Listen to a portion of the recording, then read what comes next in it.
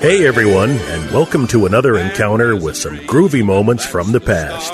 We're visiting the 60s with host Dick Scapatoni, whose pop group Harper's Bazaar had a hit record back then called Feelin' Groovy. He'll be talking with our guests about a decade that shaped a whole generation, not only with the most magnificent music ever made, but also the politics, protests, and pretty much everything that happened in the swingin' 60s. So, Dick, who's on today's show? Hey, thanks, John. We have two different guests on the show today, both of them from very important parts of the 60s music business. How many of you remember all of the hullabaloo over a nightclub called the Peppermint Lounge? Early 60s, New York City. It was the hotspot for celebrities doing the town. This explosion of cool was set in motion by a group called Joey D and the Starliters, whose hit record, The Peppermint Twist, had all manner of starlets going through the gyrations. We'll talk about those steamy nights at the Peppermint Lounge with Joey D. And our second guest, you're going to know by this lyric. You might wake up some morning to the sound of something moving past your window in the wind. That song, Elusive Butterfly, spent 3 weeks at number 2 in 1966 and made its writer and singer, Bob Lind, who had come out of the declining Denver folk music scene, one of the hottest properties around. We'll talk with Bob today, some 50 years later, about that bright, elusive butterfly of love and about his current resurgence as a writer and singer. In 1960, the Starlighters were noticed by an agent in a New Jersey nightclub who proceeded to book them on 45th Street in New York City at the Peppermint Lounge. It was supposed to be just for a one-time weekend, but as it turned out, the actress Merle Oberon spent much of the night dancing with the prince, and the next morning, the newspapers were abuzz with that relationship. The next night, it took barricades and mounted police to keep the crowds in line, and all of a sudden, the Peppermint Lounge with Joey D and the Starlighters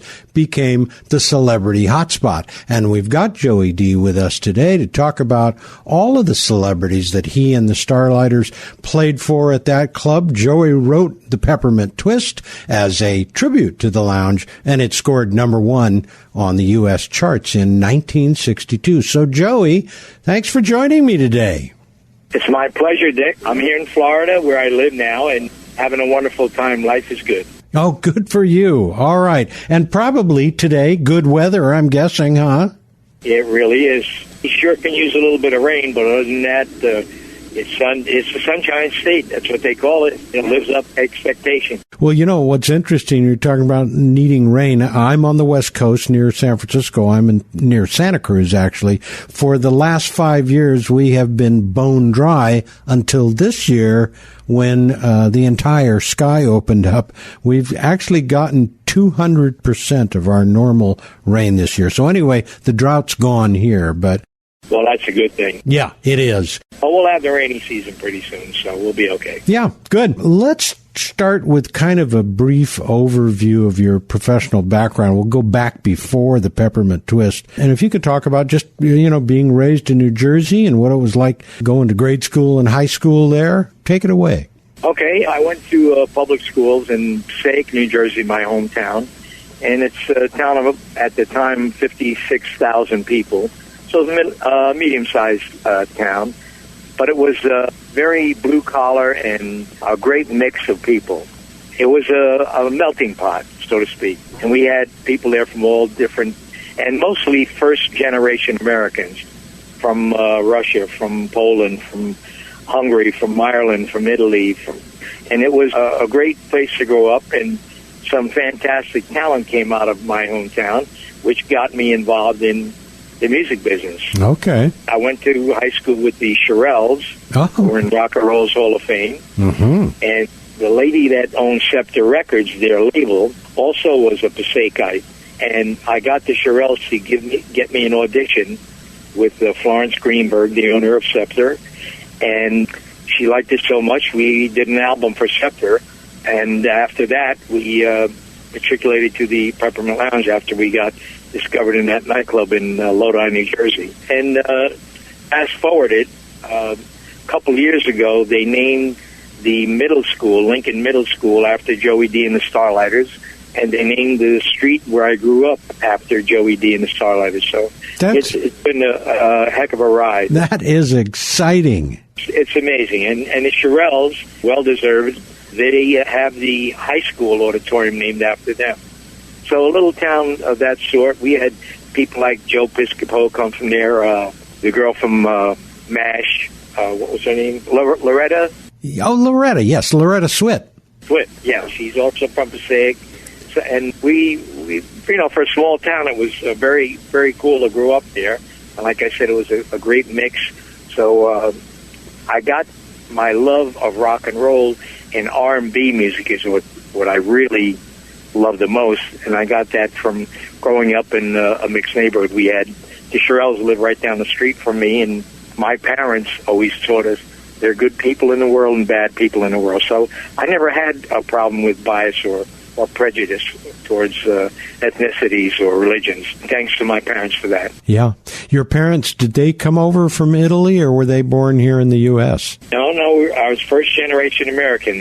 My mother came from Sicily, and my father came from Abruzzo. Okay. My last name is Scapitoni, and my grandfather came from near Pisa, and my father's family came from near Naples. So you have to have that Italian connection because you're a singer as I am. I think the Italians make great singers. Yeah, I do too. I'm trying to remember so many times, I've listened to Dean Martin over the years, but I would just have to take a wild guess and say that when him, maybe, and Frank would visit Italy, that the Italians would just come apart when they would go over there. I'm assuming that's the case. I don't know that. Well, I'm pretty sure I'd have to concur.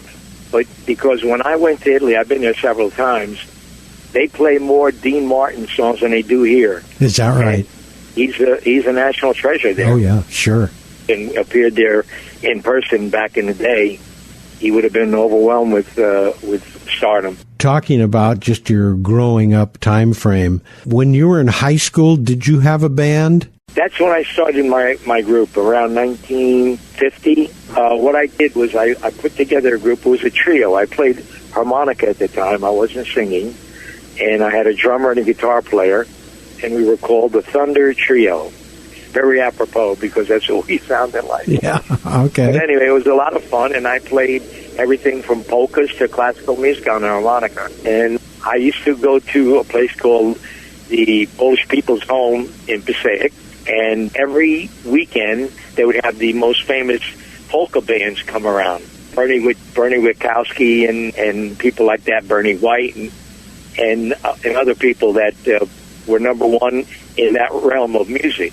So I would listen to the music, and I loved it. And I love country music. I love a little bit of jazz. Because the people I was surrounded with, as I would walk down the street, I would hear different radios because that was a thing back then. There was no TV when I was growing up. And they would all be playing their ethnic kind of music.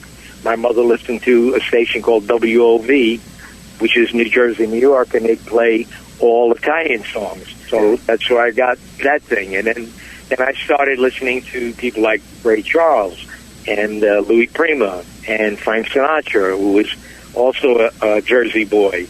It's amazing that this section of Jersey where I grew up had some of the most famous people in the music business come from the Garden State. Bruce Springsteen, Bon Jovi, one of my dearest friends, Frankie Valli and the Four Seasons. Mm-hmm. I used to go watch them when they were a group called the Romans, and then they became the Four Lovers, and then they became the Four Seasons. Like you say, so many people from your basic neck of the woods. You mentioned Louis Prima. I'm just a couple years younger than you. I'm 71, but I have an older brother. I think one of the first records that he got that I took over after he moved out of the house was the Louis Prima live album that was done at Lake Tahoe. And Keely Smith was on that album. So now flash forward from me being a kid listening to Keely Smith and Louis Prima both, but I loved Keely Smith. We're now in the studio in Hollywood, and there is a Sinatra session about to happen, and we were with Warner Brothers at the time, and the photographer from Warner said, would you like me to get you guys in to see Frank sing?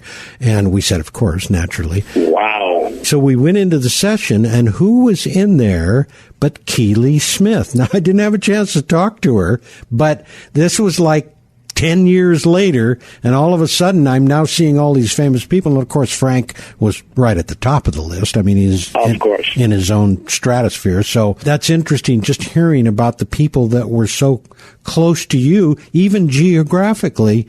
And I think, on the West Coast at that time, take a wild guess at this, but I don't think the West Coast was beginning to blossom probably until, would you say, maybe the advent of the Beach Boys? And no, I'd say it's before that, because I remember in the mid-'50s, the Earth Angel. Oh, yeah. And that's the West Coast. Yeah. And there are plenty of groups came out of the West Coast. The Rascals did their song, Good Lovin', originally by a group from the West Coast. So you had a wonderful, different sound. And the Beach Boys, I'll tell you a little anecdote. When I was out in Hollywood in 1962, I had my keyboard player get ill, and he was going back to New Jersey. So I auditioned 6 keyboardists, and one of them happened to be Bruce Johnston from the Beach Boys. And I imported a guy, Bill Callahan, from Nutley, New Jersey, because he had worked with me before and he knew the music. So every time I see Bruce, whenever he comes through my town of Clearwater, Florida now, I stop and see the show, and he says, thanks for not hiring me. So it's like an inside joke. Yeah, yeah. But we're great friends. He's a hell of a cool guy. That's neat. I'm thinking here about, of course, Peppermint Twist is going to be probably the most talked about part of this discussion, but what do you consider to be among your most notable successes? Well, I had the pleasure of doing 2 motion pictures, which were way above my expectations. I thought a hit record would have been great, and I was going to college at the time. I was going to be a history and English major, and I was going to go on with my educational career. However, I took a hiatus for 1 year, and during that 1 year, we got discovered and got our hit record at the Peppermint Lounge. So that's how that all came about. And I was the background singer because I had 2 of the finest singers, David Brigatti. Brigatti name might sound familiar to you because of Eddie Brigatti, right, with Felix and Gene and Dino. Well, they were my backup band. Okay, yeah. Rock and roll members of Hall of Fame, And these guys were just so great, and they went out on their own, and I was very pleased with that. But David Brigatti sang all the top voice parts in all the Rascal recordings. He's in the Rock and Roll Hall of Fame as well for that. But, a lot of people don't know that. And the first recording Eddie Brigatti ever did in the studio was with me on my recording, What Kind of Love Is This? And Eddie must have been maybe 14 or 15 years old. Gee. And that's when the music bug got him. Yeah. So there's a great lineage going on here. It sure sounds like it. Unfortunately, I have not yet had a chance to go to the Rock Hall in Cleveland, but have you been there to check it out? I've been there several times, and I'm actually in the Rock and Roll Hall of Fame. None of my doing. They have a plaque for the Young Rascals, and it shows that Joey D was the caretaker and the band leader of their going through the rock and roll business and becoming the stars that they did become. So my name's on the actual plaque in the Rock and Roll Hall of Fame in Cleveland, so I'm proud of it. I was talking earlier about the whole celebrity thing that happened at the Peppermint Lounge. It sounds like it happened overnight. Do you remember any of the celebs that were coming through there when you were doing the Peppermint Twist and that whole scene? Well, Dick, it's hard to recall anybody that was famous that didn't come there. Yeah. That wow. would be a much shorter list. John Wayne, the Duke, came in. He didn't twist, but he was there. Liberace, Sal Mineo, Nat King Cole, Judy Garland was there every night. Shelley Winters, Shirley MacLaine, Marilyn Monroe, Ava Gardner. The list is just endless. You name star, they came to the Peppermint Lounge. Jackie Kennedy, Ted Kennedy. from all strata of society. When I first worked there, for your listeners that are not aware where West 45th Street is, it's part of Hell's Kitchen. And that was like, when I first started there, we had sailors, hookers, and longshoremen, dock wallopers. I mean, this is my audience. And a lot of kids, because the drinking age in New York at the time was 18 years old, and in Jersey, 21. So a lot of the kids from Jersey would come over the bridge or through the tunnel to see us, and they could legally drink in New York City. And the fights in there would that we would have in there sometimes were just incredible. They would be similar to a John Wayne Western movie at the height of the scene where the big fight broke out. Well, that's what the Peppermint Lounge was like, because you had people from all strata, and in the beginning I'm talking about. Right. But then after the swells came in, they had so many bouncers there, everybody behaved. I remember the owners of the Peppermint Lounge, Sam Kornweiser, Ralph Segazy, and Lou Lombardi, they would say to me, because I was a kid from a blue-collar family, and I didn't know anything about the big city. When I came in and the fights broke out, I didn't know what the heck to do. So they said, when a fight breaks out, just play louder and don't stop. Oh, jeez. That's the advice I got. And then eventually the bouncers would clean it up, or the SP, the Shore Patrol, would be in there for the sailors and whack a couple of guys over the head and drag them up by the heels, and the show would go on. It was an amazing place. It sounds like it. And I wonder, I'm assuming there's got to be some footage of that outside of the stuff, the stuff that you did, the movies that you did. Was any of that footage shot in the Peppermint Lounge? They actually made a set in the studios in New York City. Okay. But it was very, very close to what the real Peppermint Lounge looked like. You have to understand, the Peppermint Lounge held like 220 people, according to the fire law, but they would have 600 people in there. Wow. And it was amazing. And, not to slight my British friends, but they all came to the Peppermint Lounge. The Beatles were there, the Rolling Stones were there. My good friend Peter Noon, who I'm working with this weekend in Minot, North Dakota. Oh, yeah. I'm going to be working at a big antique car show. So we're going to have a wonderful get-together on that.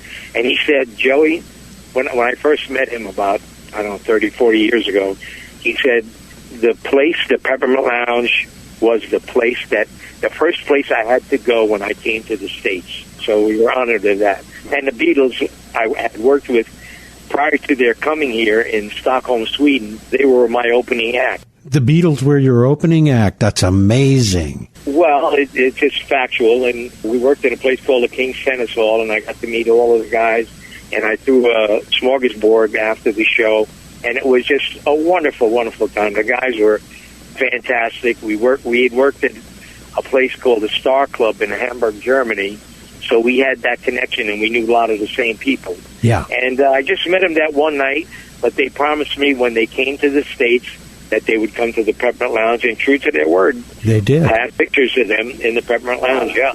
That is neat. I'm going to turn the tables for a minute. In spite of all of our successes, most of us know that life is not all a bed of roses. If you have one, give us your best failure story, either personally or with your band. Well, I'm going to give you one. Okay. And I'm not very proud of it. I had the first integrated band in 1960 that had 62 when we had the number one record. We were the first integrated band, and I took a lot of heat from a lot of the wise guys, a lot of the guys on the dock. They weren't so accepting when it came to having the black guys in the band. But I said, this is my group, and you can come and see it, or you don't have to see it. But I'm not changing it. But when Morris Levy came in, the owner of Roulette Records, the record company I ultimately signed, I had three choices: Capitol, Atlantic, or Roulette. I knew it had to be a quick recording session, and Morris promised me the record would be out in 4 to 6 weeks. I said, I'm signing. I signed with him under the stipulation, one of the two singers I told you was a great lead singer, and I was a background singer. Yeah. Well, anyway, his name was Rogers Freeman, and he was black. And Morris said to me, you got to get rid of that guy. because he doesn't fit in the front. The keyboard player and the drummer are in the back, so that's okay. But you can't have him out front singing with you. Geez, that's amazing. My biggest regret, I still look upon it very sadly, and I was wondering what the hell was I thinking. I told him he had to go, and I hired Larry Vanieri to take his place. Yeah. So you talk about sadness and tragedy, and that was, a huge mistake on my part. But then when we did get to tour the South, and the agents down South, of course, they wanted me to bring an all-white Lily band because this is pre-civil rights movement. This is pre-Martin Luther King. Mm-hmm. And I had to do my thing. So I said, okay, we'll go there, but you have to make sure we don't mix up the band. The band has to be the band as is, and if you don't want to hire us the way we are, then forget about it. Yeah. So they came around, and they hired the group. We played University of Georgia, and maybe about 20 gigs down south. And thankfully, Carlton Lattimore, my keyboardist, was from Florida, and Willie Davis was from Savannah, Georgia. So they knew the deal. They knew what to expect when they came here. Yeah.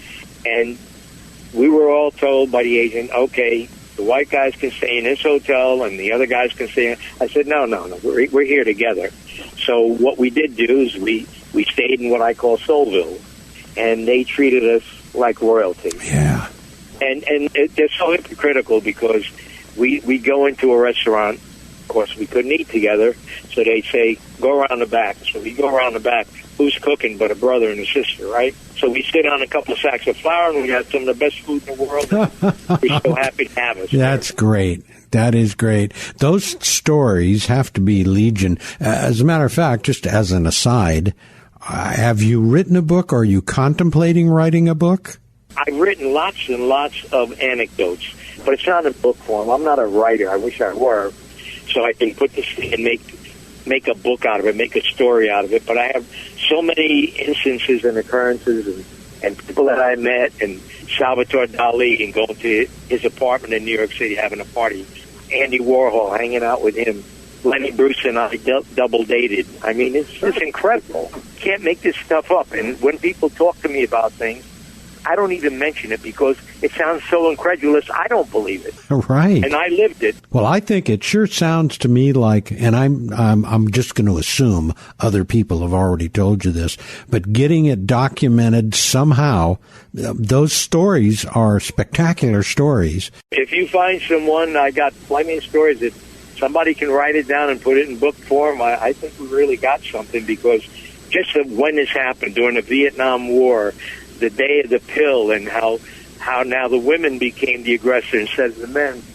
All of this happened at the same time. The integrated band pre-civil rights movement. I was right in the firestorm. And the timing couldn't have been better. Just as an aside, there's some spectacular stuff there that a lot of people, probably millions of people, would love to hear about. For listeners in my time frame, now I was born in 1945, we can remember back in the day when we were as fit as a fiddle. Now, as aging baby boomers, we probably no longer look much like Jack LaLanne. If you're up for talking about it, how's your health nowadays?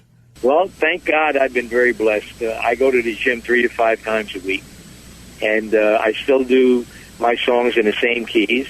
I still do 90 minutes, and I'm done. I'm not breathing hard, and I don't jump as high as I used to, but I can still twist with the best of them. That's great. Yeah, I've been very lucky. Have your musical taste changed since the 60s? What kind of music do you listen to now? I listen to all kinds of music. I was so influenced by the doo-wop era. I love listening to that. The Moonglows, the Flamingos, the Harptones, Johnny Maestro and the Crest, the Skyliners, Little Anthony. And these are people I got to meet. Yeah. Can you imagine? These were my idols. What an incredible turn of events that was. Then having people come in to the Peppermint Lounge to see this kid from Jersey and his band, and what the heck are they doing, to have turned the whole world upside down.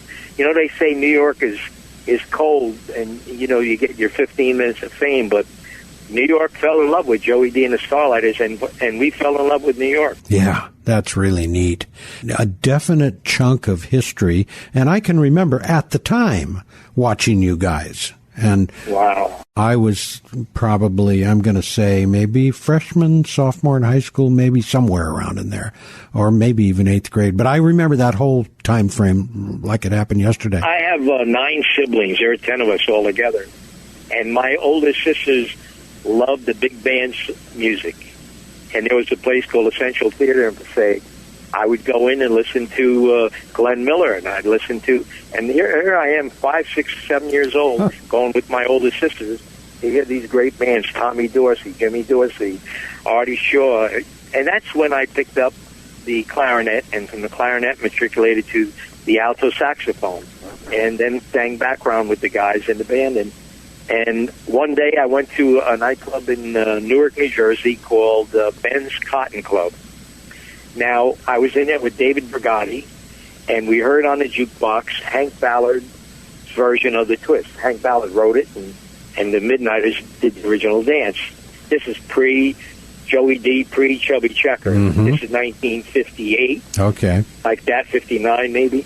This is where I heard the Twist, and I incorporated it into the show, and it just took off like wildfire. I very much remember all that, too. All the high school dances doing the Twist, of course. Back then, it sounds silly to say, but times were different. But things seemed to be just generally across the board easier. I'm, trying to compare it to today. It's no way you can compare it, but no. Both you and I remember that stuff like it happened yesterday, and maybe because there just wasn't so much craziness going on. We could focus on what we were totally into. I'd agree with that, but I think there was a reason for that. The war had just ended, and we had Eisenhower in the White House, and then the Kennedys came in, and wow, yeah, it was like a new world. Oh yes, it was just great, and we got along. See, that's the key. That's what's wrong with our country today. It's not about the Democratic Party or the Republican Party. It's about the American Party. How's about what's good for the country? Yeah. That's what's good for all of us. Sure. And there shouldn't be so much hate and disrespect for the President of the United States. Whether you like him or not, he is our president. Show him the due respect. I mean, some of these people on the late night shows are just sickening, just vulgar. Yeah. And, they shouldn't be saying the things that they're saying. And I'm surprised that their bosses aren't telling them to cut that out. That's a real head scratcher. I mean, there's so much stuff now that we would have never even considered doing, let's say, even 20 years ago. I certainly wouldn't have considered it at all back in the 60s, but... Can you imagine Johnny Carson saying that, or Ed Sullivan talking like that? No, and I watched every single Johnny Carson show he ever did. I'm with you. I was one of his biggest fans. We were so blessed to grow up in that era. Think about it. We really were, and particularly now that we have the contrast and we see what's going on now, it makes it even bigger how fortunate we were to have come through that time frame. The question I have is there any way to know when this whole thing is going to move on to something else so we can kind of get back to loving life every day? I just don't know if in our lifetime, I don't know if that's going to happen. Well, let me put it to you this way. I'm a believer in the glass is always half full. Yeah. I have 7 children, 13 grandchildren, and 6 great-grandchildren. Wow.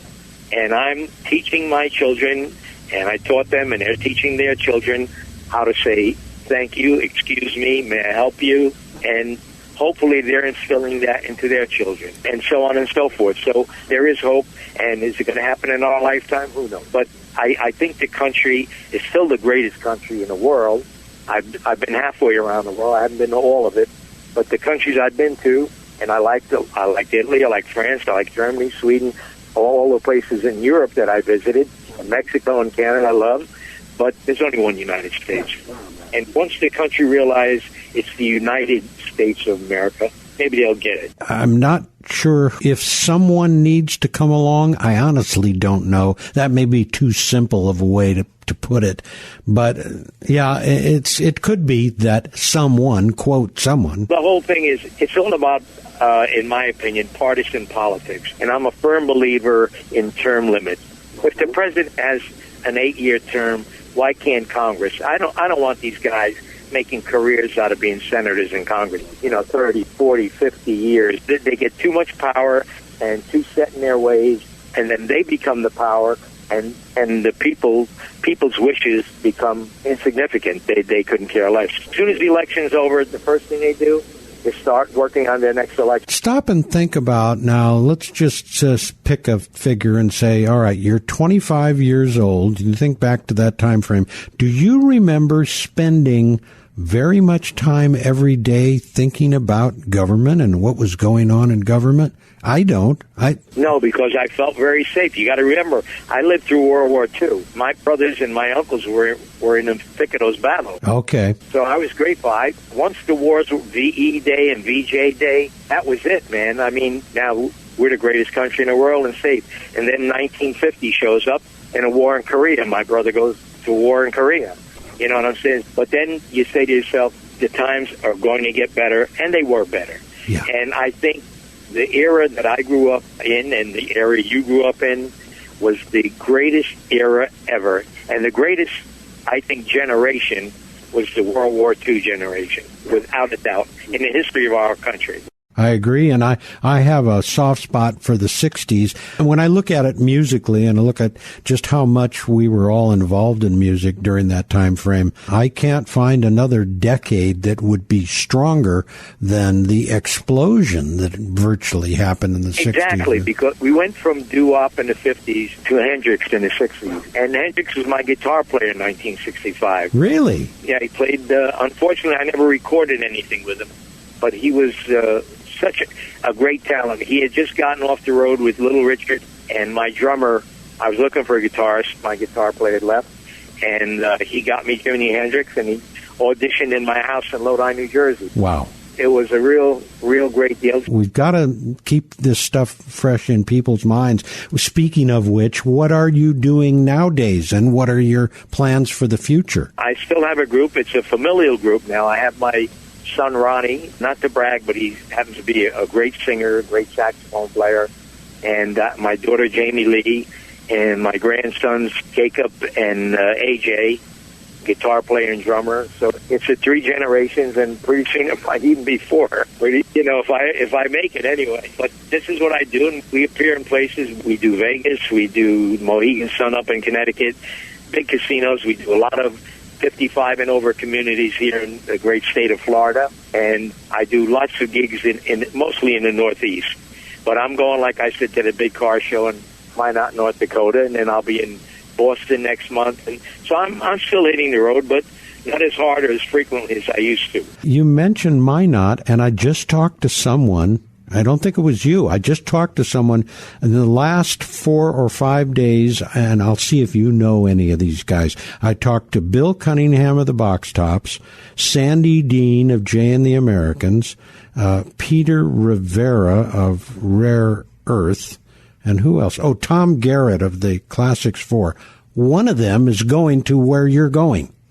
That's very possible. Yeah. It's going to be a 2-day affair, and there's going to be many groups there. I'm on a show with Brian Hyland and Peter Noon, so we're going to have a great time. It sounds like fun. Well, first of all, let me say again, thank you so much just for even giving me the information you did. Thank you for having me reminisce with you, because I'm recalling things that some of the things that you evoked from me that I had forgotten, and especially the Roger Freeman incident. And that's a heavy-duty incident. I mean, now, taken against the backdrop of history, that's pretty heavy-duty. Yeah, and it was one of the saddest days and the saddest choices I've made in my life. We shall talk soon. Okay, and keep feeling groovy, Dick. Okay, will do. All right, Pally.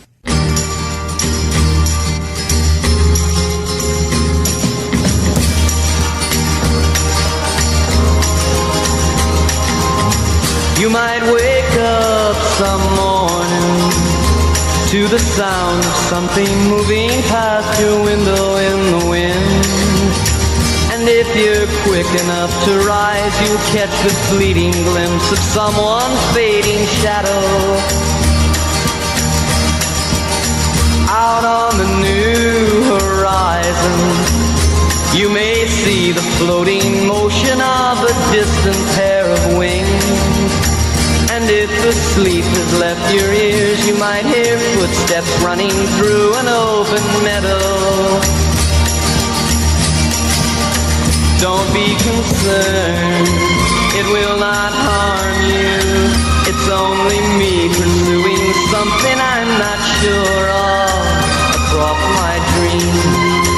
With nets of wonder, I chase a bright, elusive butterfly of love. When I think back to the days when lyrics were important and you could actually understand them, I realize how that class of songwriters has really disappeared.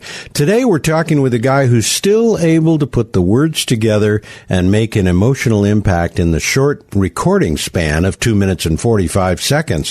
When Bob Lind wrote, "You might wake up some morning to the sound of something moving past your window in the wind," that created a word picture worthy of framing in the 60s museum, and he's still writing those beautiful scenes today. We're going to find out if he's still chasing that bright, elusive butterfly of love. Bob Lind, welcome to America's Oldies But Goodies. Thanks for having me. Good to have you, and of course that song is the standout tune for you, but I've listened to the latest, I'm assuming it's the latest album, Magellan Was Wrong. Is that the latest one? That's the last one, yeah. Well, I don't want to say last one. That has a morbid feel to it. Right. That's the most recent one, yeah. But there's some just great tunes and notably great lyrics. I think that's probably what has always stood out for me is the emotional value of the lyric writing. And there's a couple of tunes, and we can talk about them, but one is called Never Even There, which I would not have known until I listened to the whole song what the point of that was, which is another great bit lyrically that you can do. But let's take it, before we get into that, let's go all the way back to your early days before Elusive Butterfly, and you can go back and start with high school or even before that. Tell us how you arrived ultimately at getting that hit tune. Two separate things.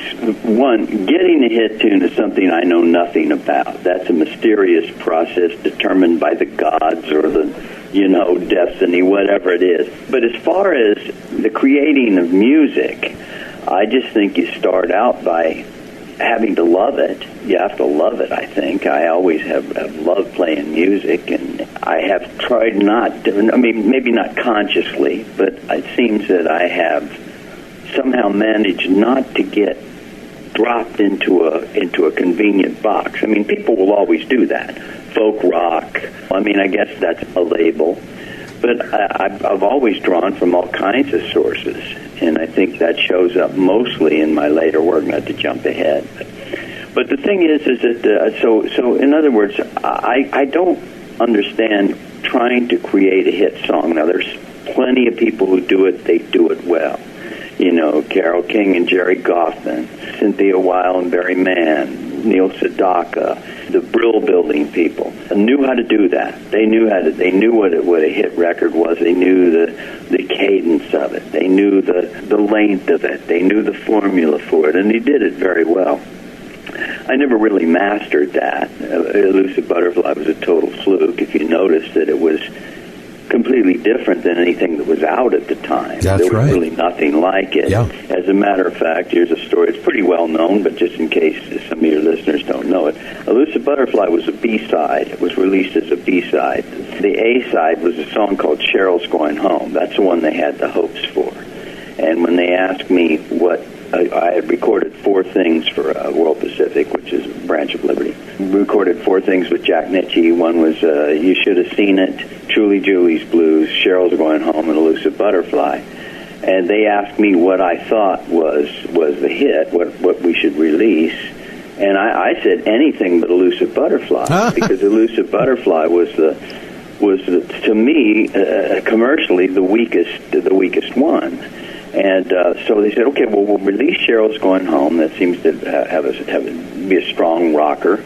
And we'll put Elusive Butterfly on the B side, make sure we don't get split play. Mm-hmm. Yeah, the mystery that you're talking about, total mystery. I know that's happened to me on more than a few occasions, particularly when you come out of the studio, you've finished a song, and you're saying to yourself, this is the best thing I've ever recorded. Yeah. Right. And then you play it for people and you get blank stares. It's like the mystery is the mystery. There is really no way to know what's going to make a hit record. But well, I mean, listen, Carole King was right for a long time. You know, Barry Mann, Cynthia Weil, they were right for a long time. Lieber and Stoller were right. They guessed pretty well. Yeah. It's just music is different for them. It's a different thing to me, and I know how precious this sounds. To me, it's an art. You know, when I write a song, I'm not saying what are millions of people going to go for. I have a certain target listener in mind. I have somebody whose sensibilities are similar to mine, who has been heard in the same way, whose joys are the same, and I write as truthfully and honestly as I can, and aiming it toward that. I don't believe in this, I just write for myself. Musical masturbation, I don't get it. But I do try to touch people, but I don't try to reach a lot of people. And if I do, that's wonderful. A lot of people get the wrong idea and think I have contempt for Elusive Butterfly, and I don't. I'm so glad that it reached a lot of people. But as you mentioned just now, you know, I feel there are so many songs that are better than that. They're better crafted, and they're more deeply felt, and they're deeper. When I say deep, that sounds like I'm advocating this kind of complexity, and I'm not at all. I just mean it's just as easy to go deep in a few words or in a small amount of time as it is to expound. I think what you're talking in part about is emotional depth lyrically, and there's a dearth of that at the moment. I don't think there's been any great lyricists. Now, you might disagree with me, but I don't think there's been any great lyricists for quite some time. What you write and the stuff that I've listened to, the more recent stuff that I've listened to, touches all the emotional chords. In other words, it seems to have a mission. When you set out to write a song, part of the mission is to say something that pushes some kind of button somewhere. Yeah, I agree with that. And I don't want to be one of those guys, you know, those curmudgeon types, you know, so, they haven't written a good song or made a good movie or whatever right. in such amount of time. You know, I mean, I think John Mayer, you know, whatever it is now, 20 years ago or something, was on the road to something. I think his lyrics are very powerful. And you know, to tell you the truth, I don't listen to much newer stuff. I turn on those radio stations, and there's not much there for me. I want to be careful not to dismiss what the younger people are doing. Like you, I don't get a lot out of it, and I don't spend a lot of time studying it. My roots really are similar to yours, and the 60s had the biggest musical impact on me, so I tend to key in on that. But what do you consider to be among your most notable successes? That word has certainly changed its connotation over the years. You know, the closer you get to the end of the journey, success starts to mean something else. It certainly was not Elusive Butterfly. That was the biggest commercial success, of course. Mm-hmm. And I like the fact that I have been covered by 200 artists who have been, plus 200 plus artists. Oh, that's amazing. Not just Elusive Butterfly, but, you know, my whole body of work. Yeah. And that means a lot to me, but not because it made me a lot of money. You know, it means a lot to me for a different reason. I guess one of my successes that comes to mind is the fact that it appealed to artists who I admire. I mean, you know, Aretha Franklin and Glenn Campbell and the Four Tops, Richie Havens. Richie Havens, of course, in a category by himself. But some of the best successes have happened for me in little clubs. I guess we're limiting this to music, and that's fine. It had been like maybe the third set or the second set, where there's, you know, maybe 40 people in the audience, and something happens. That magic that we all know about. Mm-hmm. You play music, you know. Mm-hmm. I mean, feeling groovy is you know, certainly touched a chord too. You know what that's like. Yeah. But you also know what it's like when there's not a lot of people around. It's not, I played the Hollywood Bowl. I played the Hollywood Bowl when it was full. It was part of a review, Sonny and Cher and the Beau Brummels and, various people were also there, Donovan. But the thing is that hasn't given me, I guess people would consider that a success, and certainly as a milestone. But that thing when there's 40 people in the audience and you're on it, you're on it. You're hitting all the emotional high points. You're getting your voice is good, the guitar is working, and there's an electricity circulating around the room. And you stop playing and you've done it, or more correctly, I guess, is that something has happened through you. And I don't want to go all religious on your ass here. I don't, I'm not one of those. But I know what you're talking about, sure. Yeah, there's a power that I think, I don't know any musician or artist who is a complete atheist. He may not have a definition of God, or may not be a worshiper of any particular religion. But we all know when we do it right, there's something happening that's bigger than us. It's not just this little brain that sits behind our eyes and our foreheads cooking something up. Our antennas are out there. Yeah. And to answer your question, I know I'm taking a very circular way of answering your question, but when that happens, and it happens, and the people around you happen, and you stop playing, and people go, and they burst out into this kind of applause that you can't force, you can't make it. You know when there's polite applause, and when you've done something or something has happened through you. Those are the successes that matter to me. I think they complete the connection. One thing that I used to feel on stage, on occasion, maybe I'll say half the time, it was like a conduit. There was actually a connection, maybe a circular connection. I don't know what to call it, but we were doing something from on stage. The audience was doing something out in the audience, and the two kind of revolved around each other. Oh, yeah. You said it exactly right. I mean, there's no discernible point. When it's happening, there's no discernible point at which the audience's level begins and yours stops. There's something in the room. You may initiate it, but you get it back, and it ping-pongs back and forth. Of course, these are kind of cliches we're talking about. Most people who have played music know this. Yeah. And but nevertheless, it's worth saying, isn't it? Because and I've been wrong sometimes. I've gotten off stage where I've done everything, and here's the quotation marks, right. I've hit all the chords, I've hit all the lyrics, my voice has been strong. But that circular thing that you just mentioned hasn't happened. And who knows why it happens and when it happens. That's one of the things I kind of like about not only music, but art in general. I also write plays and novels and poetry. And it's mysterious. There's no way to figure it out, why it happens sometimes and why it doesn't. Why you can seem to do and conversely, I've felt that I've missed chords and I've dropped lyrics and the audience has gone crazy.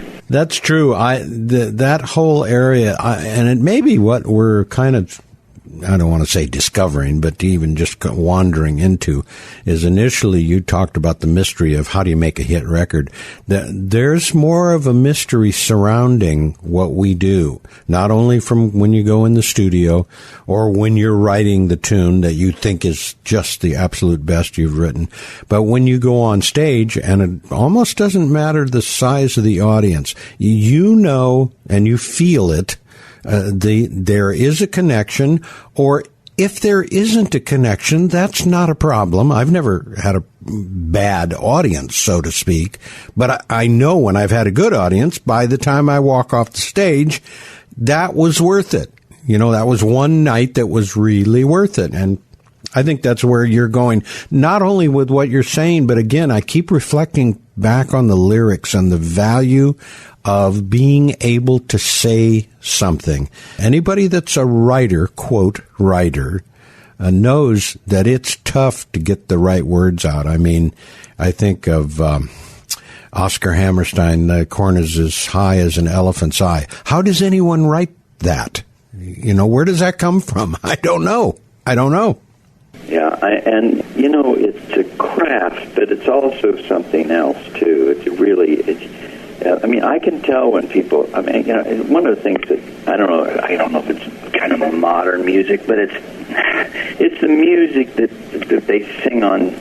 You know, they used to sing on American Idol, and now they sing on The Voice. You know, those big songs where, you know, look, you know, I'm a gymnast. Look what I can do with my voice. My voice can go here. My voice can go there, and it's all so slick and it's all so practiced. And now, those people are talented. Believe me, those are the kind of people who could walk into a club and have everybody on their feet. But it's not the kind of thing we're talking about, is it? It's not. It's not the same thing as what Fred Neil used to do, or well, Richie Havens. I mean, Richie Havens is. I don't know where to even start. Have you ever seen Richie in person?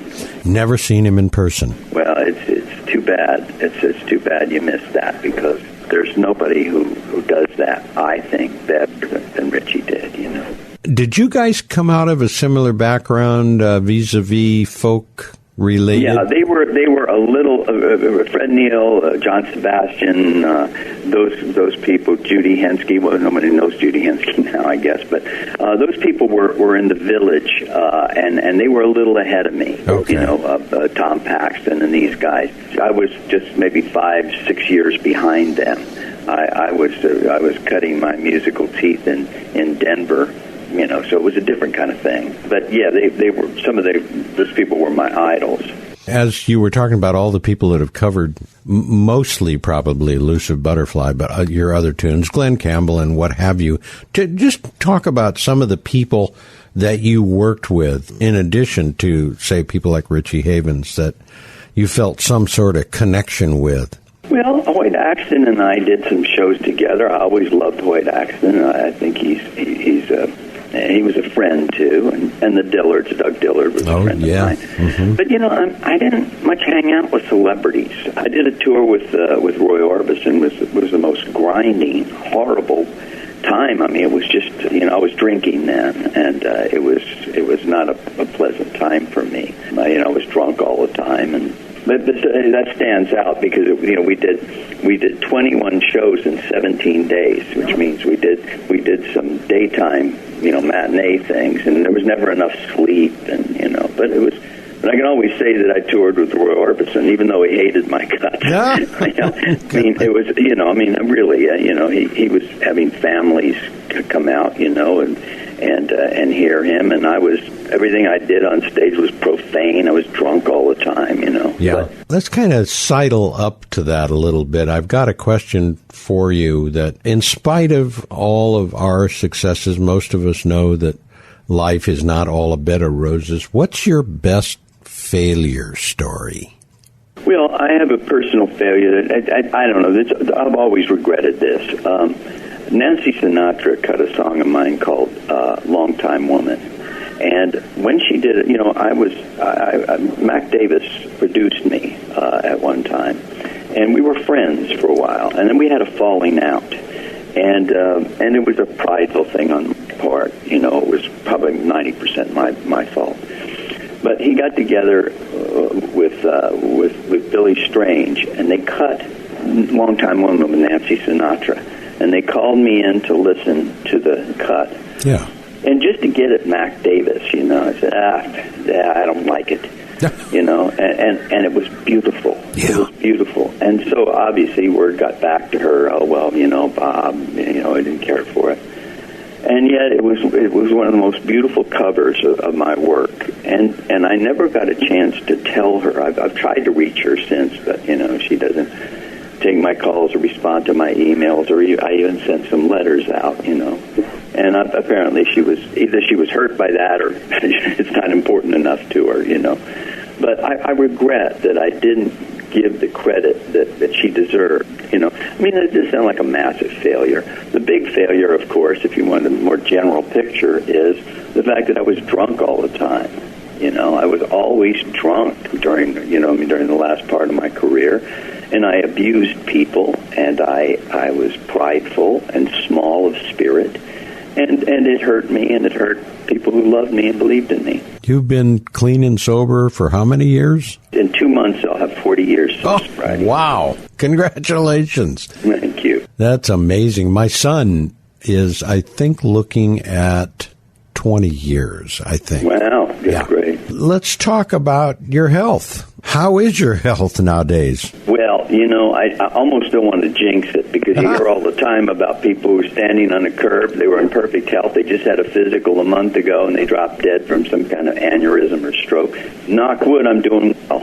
I'm doing very well. So are you okay going out on the road? Oh, you bet. Yeah, I've got a tour coming up, as a matter of fact, that is going to cover Colorado and Arizona and California. How can we find out about that? Go to your website? BobLynn.com. Yes, in a blinding flash of inspiration, I called my website BobLynn.com. Okay. And just go to the gigs page. I've already been there, so the folks are going to want to check that out, BobLynn.com.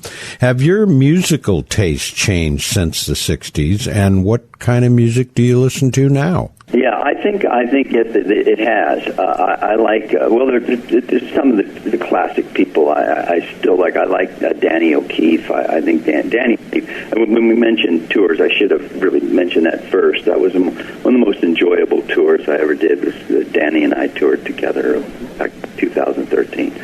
But I like jazz. I like Miles Davis. I like Houston Person. I like more jazz than I used to. What do you see as some of the biggest differences between the 60s and now? I mean, obviously there's a lot of them, but is there anything that, I don't know, I don't want to say rubs you the wrong way, just simply what is a notable difference between when you and I were making records back then versus today, not necessarily in the music business, just the difference between the times 50 years ago? The marketing is so different now, and that's something I'm not very good at. That's why I have Joe Guerra, my manager, is the one who handles that kind of stuff for me. The big thing is that you can go on tour now and sell your work right after the show. You can take your CDs with you. That was unheard of in the 60s. Sure, that's right. And it's so easy to talk in big blocks. The 60s were this, and the present is that. I just have to say, for me, I wish I had a larger fan base. Well, I don't want the responsibility of being a star, but I certainly would like a few more fans than I have now. Yeah. But all in all, it's freer now. I mean, it really is. It's freer. I don't feel that I have to, when you have a big record company pushing you and making all the decisions about your music, you can't really work that way. So now I'm pretty independent. Ace Records, my record label, is fantastic. They don't ever tell me what they think I ought to do. They just take my work and they trust me. And I love that relationship. You're not part of a big machine. Yeah. I think we kind of saw the beginning of that machine in the 60s. I felt that I was out of the business by the mid-70s, but the 70s felt to me like that's when the lawyers took over, and it changed. Everything changed. The fun of just singing seemed to disappear at that point. But let's talk about what's going on now. I mentioned Magellan Was Wrong. That's your most recent album, and I've listened to a number of the tunes. Another great tune, Two Women, great tune. Part of what struck me, and I keep referring to this because you're kind of a rare bird in terms of people who can think onto the paper. In other words, you're able to just take whatever emotion you're trying to contrive, and it does hit the page. I'm sure it doesn't hit the page instantly. Sometimes it does. Does it really? Okay. But here to this extent, you're right. I'll sing a song for a long time before I'll say, "Oh, that's a weak line." Mm-hmm. It takes a while, and so I'm constant. My songs are never finished, as they say. Thank you so much. And then I got to listen to more of the Magellan Was Wrong. It's a knockout of an album. So thank you. All right. Well, you take care. All right. You too. Bye-bye. So until next week, keep your face in a smile. It makes everything worthwhile. Bye-bye. You've been listening to America's Oldies But Goodies with Dick Scapatoni. Join us again next week for more memories from the good old days. In the words of Jerry Garcia, what a long, strange trip it was. The Swingin' 60s. I'm John Berg. See you then.